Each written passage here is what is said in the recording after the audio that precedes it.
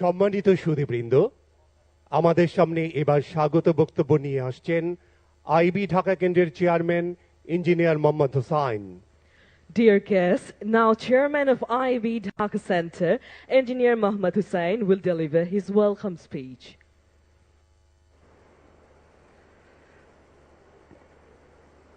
বিসমিল্লাহির-রহমানির-রহিম। মাননীয় প্রধানমন্ত্রী, বঙ্গবন্ধুর সুযোগ্য কন্যা জননেত্রী দেশরত্ন শেখ হাসিনা এমপি, আইবির প্রেসিডেন্ট প্রকৌশলী মোহাম্মদ আব্দুস সবুর এমপি, মাননীয় মন্ত্রীবর্গ, মাননীয় সংসদ সদস্যবৃন্দ, আমন্ত্রিত অতিথিমণ্ডলী, প্রিয় প্রকৌশলী ভাই ও বোনেরা, ভদ্র মহিলা ও ভদ্র মহোদয়গণ, আসসালামু আলাইকুম, শুভ সকাল, গুড মর্নিং। স্বাগতিক ঢাকা কেন্দ্রের পক্ষ থেকে ইঞ্জিনিয়ার্স ইনস্টিটিউশন বাংলাদেশের ৬১তম কনভেনশনে উপস্থিত সকলকে জানাই আন্তরিক শুভেচ্ছা ও স্বাগত। মাননীয় প্রধানমন্ত্রী, হিমালয় সম কার্যতালিকা নিয়ে শত ব্যস্ততার মাঝেও আজ আইবির ৬১তম কনভেনশনে আপনার সানুগ্রহ উপস্থিতির জন্য এদেশের প্রকৌশলী সমাজ এবং উপস্থিত সকলের পক্ষ থেকে আপনাকে জানাই আন্তরিক শ্রদ্ধা ও কৃতজ্ঞতা। নিঃসন্দেহে আপনার শুভাগমন প্রকৌশলীদের জন্য হয়ে থাকবে অপরিসীম ভালোবাসা ও অনুপ্রেরণার উৎস। একই সাথে আজকের এই দিনে আপনাকে আমাদের মাঝে পেয়ে আমরা যেমন হয়েছি যার পরনায় আনন্দিত, ঠিক তেমনি এই সম্মেলনকে দিয়েছে পূর্ণতা। শুরুতেই আমি গভীর শ্রদ্ধার সাথে স্মরণ করছি স্বাধীনতার মহান স্থপতি, সর্বকালের সর্বশ্রেষ্ঠ বাঙালি, জাতির পিতা বঙ্গবন্ধু শেখ মুজিবুর রহমান, বঙ্গমাতা বেগম ফজিলাতুন্নেসা মুজিব, বঙ্গবন্ধুর জ্যেষ্ঠ পুত্র শেখ কামাল, মেজপুত্র লেফটেন্যান্ট শেখ জামাল, দুই পুত্রবধূ সুলতানা কামাল ও পারভিন জামাল, কনিষ্ঠ পুত্র শেখ রাসেল এবং জাতীয় 4 নেতা সহ মহান মুক্তিযুদ্ধের 30 লক্ষ শহীদ ও 2 লক্ষ মা বোনদের এবং বীর মুক্তিযোদ্ধা প্রকৌশলীদের, যাদের আত্মত্যাগের বিনিময়ে আজ আমরা ভোগ করছি স্বাধীনতার সুফল। আজকের এই দিনে আমি শ্রদ্ধার সাথে আরও স্মরণ করছি আইবি প্রতিষ্ঠায় অপরিসীম ভূমিকা পালনকারী প্রকৌশলী এম এ জব্বার, অধ্যাপক এম এ রশিদ এবং প্রকৌশলী সমাজের বাতিঘর অধ্যাপক জামিলুর রেজা চৌধুরী সহ সকল প্রকৌশলীদের, যারা আজ আমাদের মাঝে নেই কিন্তু বাংলাদেশের অগ্রযাত্রার প্রতিটি বাঁকে নিজেদের পদচিহ্ন রেখে গেছেন। সমবতী প্রকৌশলীবৃন্দ, আপনারা জানেন যে বঙ্গবন্ধুই সর্বপ্রথম প্রকৌশলীদের পেশাজীবী হিসেবে সম্মানের আসনে অধিষ্ঠিত করেছেন। স্বাধীনতা অর্জনের পরে জাতির পিতা দেশ গড়ার ক্ষেত্রে প্রকৌশলীদের ভূমিকাকে সর্বদাই যথার্থ মর্যাদা দিয়েছেন। বঙ্গবন্ধু বিশ্বাস করতেন যে প্রযুক্তি ও প্রকৌশলগত উন্নয়নে হতে পারে একটি জাতির উন্নয়নের মূল চালিকা শক্তি। বেতবুনিয়া ভূ উপগ্রহ উদ্বোধন, রূপপুর পারমাণবিক বিদ্যুৎ কেন্দ্রের পরিকল্পনার মাধ্যমে বঙ্গবন্ধুই ডিজিটাল বাংলাদেশের সূচনা করেন, যা আজ বঙ্গবন্ধুর সুযোগ্য কন্যা জননেত্রী শেখ হাসিনার হাত ধরে বাস্তবায়িত হয়েছে। এখন সময় বঙ্গবন্ধুর কন্যার দেওয়া রূপকল্প স্মার্ট বাংলাদেশ গড়ার। মাননীয় প্রধানমন্ত্রী, 1996 সালে দীর্ঘ আন্দোলন সংগ্রামের মাধ্যমে সরকারের দায়িত্ব গ্রহণের পর থেকে আপনার হাত ধরে যত বৈপ্লবিক পরিবর্তন সাধিত হয়েছে তা আজকের এই সংক্ষিপ্ত পরিসরে বলে শেষ করা যাবে না। তবে বিদ্যুৎ সেক্টরে আপনার একজন কর্মী হিসাবে এই সেক্টরে যে অভাবনীয় অগ্রগতি সাধিত হয়েছে তার কিছুটা উল্লেখ না করলে একজন বিদ্যুৎ কর্মী হিসাবে অতৃপ্তি থেকে যাবে। আপনার নেতৃত্বে 1996 থেকে 2001 সময়কালে বিদ্যুৎ উৎপাদন 1300 মেগাওয়াট থেকে 4600 মেগাওয়াটে উন্নীত হয়। আপনি বেসরকারি বিনিয়োগ আকৃষ্ট করার জন্য private sector power generation policy of Bangladesh প্রণয়ন করেন, যার ফলশ্রুতিতে বর্তমানে বিদ্যুৎ উৎপাদনে বেসরকারি অংশগ্রহণ প্রায় 50%। আপনার সরকারের নির্বাচনী ইশতেহার অনুযায়ী ইতিমধ্যেই আমরা আপনার ঘোষণা অনুযায়ী দেশের শতভাগ জনগোষ্ঠী বিদ্যুৎ সুবিধার আওতায় এসেছে। এখন আমরা আপনার ঘোষিত রূপকল্প স্মার্ট বাংলাদেশ বিনির্মাণের লক্ষ্যে স্মার্ট গ্রিড বাস্তবায়নে কাজ করে চলেছেন। আপনি আলোর ফেরিওয়ালা, আলোকবর্তিকা হয়ে পিতার যোগ্য উত্তরসূরি হিসাবে বাংলার আকাশে উদ্ভাসিত হয়েছেন এবং জাতির পিতার পদাঙ্ক অনুসরণ করে বাংলাদেশকে বিশ্ব দরবারে আজ অনন্য উচ্চতা আসীন করিয়েছেন। সুধীমণ্ডলী, বাংলাদেশ স্বল্পোন্নত দেশ থেকে উন্নয়নশীল দেশে উত্তরণের চূড়ান্ত সুপারিশ লাভ করেছে। এই অনন্য অর্জনে প্রকৌশলীদের অবদান রয়েছে। জাতীয় উন্নয়ন পরিকল্পনা বাস্তবায়নের প্রতিটি ক্ষেত্রে প্রকৌশলীদের ভূমিকা রয়েছে। বিশ্বায়নের এই যুগে প্রযুক্তি ও প্রকৌশলগত জ্ঞানের বিকাশ ব্যতীত সামগ্রিক উন্নয়ন অসম্ভব। দেশের টেকসই উন্নয়নে প্রযুক্তি জ্ঞান সম্পন্ন দক্ষ মানব সম্পদের কোনো বিকল্প নেই।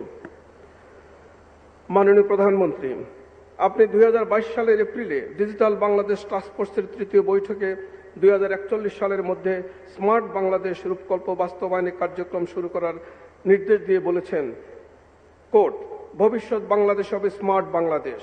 2041 সালে আমরা ডিজিটাল বাংলাদেশ থেকে স্মার্ট বাংলাদেশে চলে যাব, এটাই এখন আমাদের লক্ষ্য, আনকোট। আপনার সেই লক্ষ্য অর্জনে 61তম আইবি কনভেনশনের থিম নির্ধারণ করা হয়েছে, quote, engineering and technology for smart Bangladesh, unquote, এবং জাতীয় সেমিনারের থিম নির্ধারণ করা হয়েছে, quote, the engineers for transforming technology driven smart Bangladesh, unquote. প্রাণপ্রিয় নেত্রী, বঙ্গবন্ধু আমাদের স্বাধীনতার মহান স্থপতি, যিনি একটি উন্নত সমৃদ্ধ সোনার বাংলা বিনির্মাণের উপকার। আমরা জানি একজন স্থপতির কাজ হলো স্বপ্নটাকে রূপ দেওয়ার নিমিত্তে মডেল এবং ডিজাইন তৈরি করা, আর একজন প্রকৌশলীর কাজ হলো সেই মডেল মোতাবেক সেই স্বপ্নকে বাস্তবে পরিণত করা। তাই বঙ্গবন্ধু আমাদের সোনার বাংলার মহান স্থপতি, আর আপনি বঙ্গবন্ধু কন্যা সেই সোনার বাংলা বিনির্মাণের প্রধান প্রকৌশলী।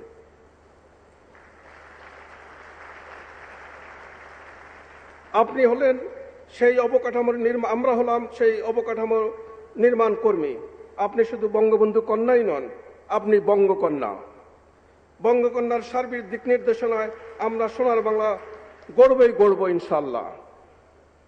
সুধীমণ্ডলী, প্রকৌশলীদের প্রত্যক্ষ অবদানের ফলেই দেশে বাস্তবায়িত হয়েছে পদ্মা সেতু, মেট্রো রেল, রূপপুর পারমাণবিক বিদ্যুৎ কেন্দ্র, পায়রা গভীর সমুদ্র বন্দর, কর্ণফুলী টানেল, এলিভেটেড এক্সপ্রেসওয়ে, মাতারবাড়ির মতো মেগা প্রকল্প। আপনাদের প্রতি আমার আহ্বান থাকবে যে আসুন সকলে সম্মিলিতভাবে উন্নয়ন কাজে মেধা মনন দিয়ে নিজেদের নিয়োজিত করে মাননীয় প্রধানমন্ত্রী জননেত্রী বঙ্গকন্যা শেখ হাসিনার স্মার্ট বাংলাদেশের স্বপ্ন বাস্তবায়নকে ত্বরান্বিত করি, যাতে সবাই মিলে ভবিষ্যৎ প্রজন্মকে উপহার দিতে পারে জাতির পিতার স্বপ্নের সোনার বাংলা।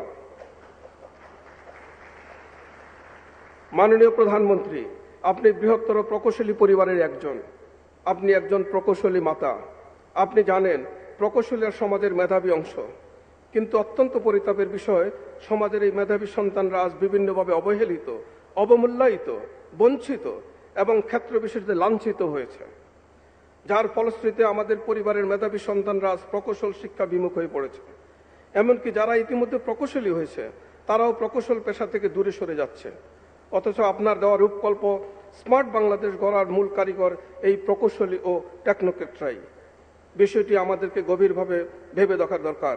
এ ব্যাপারে আপনার দূরদর্শী পদক্ষেপই পারে প্রকৌশলীদের এই হতাশা থেকে মুক্ত করে আপনার স্মার্ট বাংলাদেশ গড়ার মূল অবদান রাখার।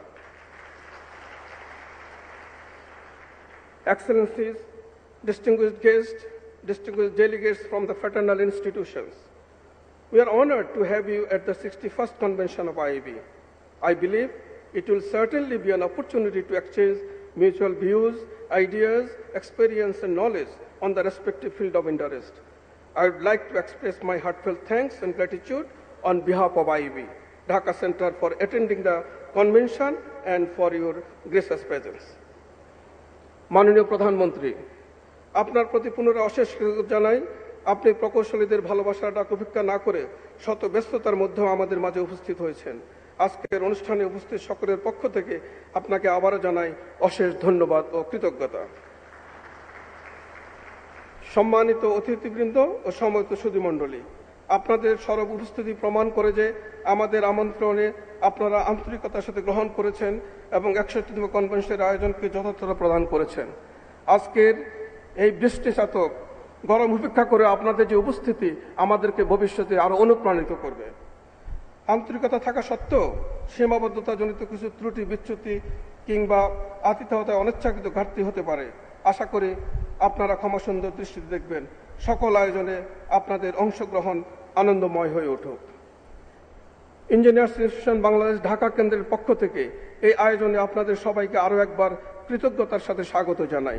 সেই সাথে এই আয়োজনকে সার্থক করতে যে সকল ব্যক্তি ও প্রতিষ্ঠান আন্তরিকতার সাথে আর্থিক, নৈতিক ও সহযোগিতার হাত বাড়িয়েছেন তাদেরকে এবং প্রিন্ট ও ইলেকট্রনিক্স মিডিয়ার সাংবাদিক বন্ধুদের প্রতি প্রকৌশলী সমাজ ও আমার পক্ষ থেকে আন্তরিক ধন্যবাদ। জয় বঙ্গবন্ধু, বাংলাদেশ চিরজীবী হোক। আসসালামু আলাইকুম। ধন্যবাদ জনাব ইঞ্জিনিয়ার মোহাম্মদ হুসাইন। এখন বক্তব্য রাখার জন্য বিনীত অনুরোধ করছি